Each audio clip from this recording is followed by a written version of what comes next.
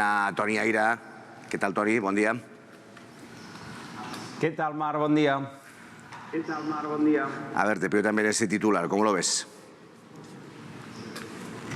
Bueno, yo creo que tendremos que elegir entre dos males, el mal menor de un gobierno minoritario de nuevo o irnos a elecciones, porque la situación es muy compleja. Ciertamente yo creo que sí que hay ganadores, pero ninguno absoluto.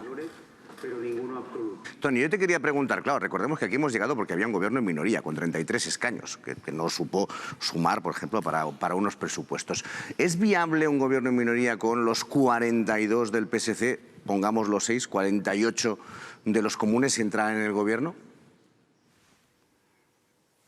A ver, verdaderamente partimos de una legislatura donde ha habido un gobierno que ha aguantado 3 años, ponle 1 año y medio, 2, con 33 diputados solo. ¿Eso ha sido posible? ¿Ha sido productivo? No. Y en parte es lo que ha recibido Esquerra Republicana. Esquerra Republicana tiene ofrece un hundimiento, dijo, con pocos precedentes, entre otras cosas porque ahí se han juntado muchas cosas que podremos analizar, pero una de ellas, evidentemente, es esa sensación de que por primera vez desde los tiempos de la República accede a la presidencia de la Generalitat y no lidera, ¿no? Y tiene un gobierno débil, un gobierno sin rumbo, un gobierno donde intenta romper en cierta manera los bloques, cosa que con estos resultados que volvemos a tener ahora se ve claramente que no se rompen, que existe aún los bloques, la transversalidad es una idea de desideratum, pero lo intenta en cierta manera para desmarcarse del mundo de Junts per Catalunya, de Puigdemont, y le sale mal. Por tanto, ahora mismo Esquerra Republicana lo que más le aconsejaría, digamos, no solo las tripas, sino, digamos, la cabeza y el corazón, le apunta hacia un barbecho, es decir, no vamos a entrar ahora en otra fórmula de gobierno que recuerde ni a aquellos tripartitos ni a la connivencia que ha habido ahora con el Partido Socialista, y por tanto eso, para gobernar, te deja un PSC que básicamente será él solo, con algún apoyo externo, sería con algún apoyo externo de los comunes, también disminuidos y que han caído. Por tanto, otra mayoría precaria y minoritaria en Cataluña. Tú, si quieres reconstruir, que es lo que ha propuesto Salvador Illa, a ese pasar página, ¿no?, de la fase del independentismo, lo vas a hacer con una mayoría tan en precario, y además no nos olvidemos con la derivada de que los socialistas en Madrid dependen de Esquerra Republicana y de Junts, que si no tienen el acicate, no tienes el incentivo de estar en el gobierno de Cataluña y depender en alguna manera de los socialistas, pues van a estar pidiendo constantemente, siguiendo la competición para ver quién consigue más, ¿no? Por tanto, realmente la perspectiva de un gobierno en minoría yo creo que iría bastante en contra de lo mismo que ha prometido Salvador Illa, que es una cierta estabilidad, es un cierto cambio de rasante. Claro, la alternativa es no poder gobernar e irnos a elecciones ante un bloqueo. Pero bueno, aquí es donde entra ahora en juego, yo creo, lo básico, que es mucha negociación, estrategia política y seguramente muchas cesiones por parte de unos cuantos. Una curiosidad que le quería preguntar a Toni, porque claro, parte de la campaña de Puigdemont ha sido el volveré. Volveré, pero dijo también que si no era presidente de la Generalitat, dejaba la política. No sé si te parece ahora mismo que, escuchado lo que escuchamos ayer, lo mantiene, va a decir, bueno, pues ya no me acuerdo. No, es muy interesante eso que dices, Mar, porque fíjate, tiene un matiz. Es decir, él dijo que volvería en un primer momento si era investido presidente, luego lo evolucionó y dijo, tanto si soy investido presidente como si no, estaré en la investidura, por tanto vuelve. Y luego lo que sí que dijo es que si él no era presidente, no iba a ser jefe de la oposición. Ojo, que no quiere decir que deje la política, ni mucho menos. Y yo creo que aquí una lectura interesante de estas elecciones, que es lo que ha pasado en el campo independentista. Puigdemont ha subido, como ha subido el PSC, los dos han subido insuficientemente, el PSC no llega a aquellos 50 escaños que estuvo Maragall en el 99 y Junts per Catalunya no hereda, digamos, el grueso, digamos, importante de lo que había tenido en su día Convergència i Unió. Pero sí que es verdad que estas elecciones rompen un empate o un cierto espejismo de empate dentro del independentismo. La hegemonía del independentismo nítidamente y clarísimamente en estas elecciones la recupera Junts per Catalunya respecto a una Esquerra Republicana que queda en 20 diputados. Apuntar que el PP tiene 15. Por tanto, están ahí. Junts per Catalunya ha subido a esos 35 de los 32 que tenía, y un cierto empate en el que vivía Junts y Esquerra los últimos tiempos se deshace. Por tanto, Eso no es poca cosa en el campo independentista. Y respecto de lo que haga Puigdemont, por tanto, con este escenario, es interesante porque en cierta manera están, y me parece que lo apuntaba Alain Barroso en la mesa, en cierta manera, sin renunciar a ese capital del 1 de octubre y a ese nuevo espacio que es Junts, nítidamente independentista, este espacio también se ha reencontrado en estas elecciones con lo que era una parte de su pasado o la esencia de su pasado, que era esa convergencia de Pujol, de Artur Mas, con esa tradición, ahora con un nuevo liderazgo que es el de Carles Puigdemont. Y eso tampoco es poca cosa, porque era un espacio político que estaba un poco Hamlet en las últimas décadas, ser o no ser. Parece que se vuelve a sentir cómodo con digamos, un espacio político propio, y ahora le falta esa idea de ligarlo a una tradición del espacio, que era el buen gobierno, ¿no? Han seguido en estas elecciones con un capital importante del discurso emocional, pero solo han apuntado la patita de lo que podía ser ese espacio del buen gobierno, ¿no? Lo han contrastado con Esquerra, pero les falta el estirón. Eso lo va a poder gestionar Puigdemont liderando el partido, que no quiere decir liderando el grupo parlamentario. Bueno, Toni, tengo tantas preguntas para haceros sobre Esquerra Republicana, pero bueno, la primera que te voy a hacer, claro, alguien que tiene en sus manos el reloj electoral, que lo convoca, porque entiendo que pensará que le funcionará, obtiene este resultado y la situación queda como queda, ¿puede seguir liderando Esquerra Republicana o tú crees que hoy, mañana, Aragonés anuncia que se va? Sí, en teoría Aragonés, pero yo te diría que se equivocarían si fuera solo Aragonés. Si le cargaran toda la responsabilidad de lo que ha pasado al presidente de la Generalitat ahora en funciones, yo creo que Esquerra Republicana volvería a fallar en el cálculo. Es muy, digamos, como atractivo seguramente para cerrar heridas el quedarse o abonarse solo con la figura que ha tenido el liderazgo institucional, pero todos sabemos en Cataluña, y yo creo que se sabe también en buena parte de España, que no era Pere Aragonés el líder de Esquerra Republicana. La estrategia de Esquerra Republicana en los últimos años la ha marcado Oriol Junqueras y Marta Rovira, y siguen ahí en la presidencia del partido, en la Secretaría General del partido. Pere Aragonés, es cierto, ha sido un líder institucional que se ha visto claramente también como insuficiente, ¿no? Ha sido un líder que no ha podido ni liderar en su propia casa por esa sombra alargada que había de Oriol Junqueras. Desde su propio partido se han proyectado muchas sombras sobre su capacidad de liderazgo o no.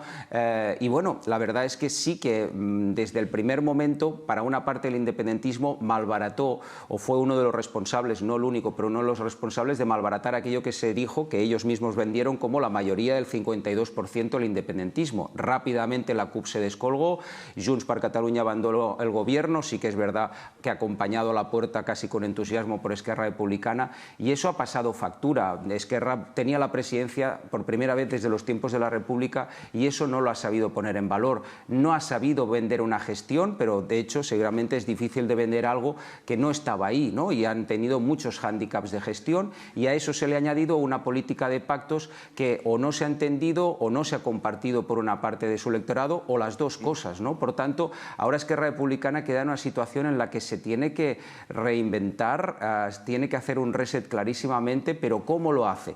¿Lo hace desde la oposición y con esta posición tan disminuida, o lo hace intentando mantener alguna cota de poder con una entente con los socialistas? Eso va a ser muy complicado, y de hecho ayer salía Pere Aragonés diciéndote esa idea de la oposición. Sería incidir seguramente en el error, volver a pactos con los socialistas y con Iniciativa, o bueno, los comunes ahora, sí, que ya les han desgastado en el pasado, pero a la vez el abrazo del oso con Junts también es difícil de que lo asuman ahora. Por tanto, tiene una situación muy complicada que seguramente tendrían que gestionar desde un cierto barbecho. Bueno, quiero ir con Toni para que nos explique cómo puede ser que una formación que en 2017 obtiene 1.100.000 votos, gana las elecciones después del 1 de octubre, consiga ahora 22.401, que no sea ni la primera que se queda fuera del Parlamento, porque incluso por delante tiene a Pacma.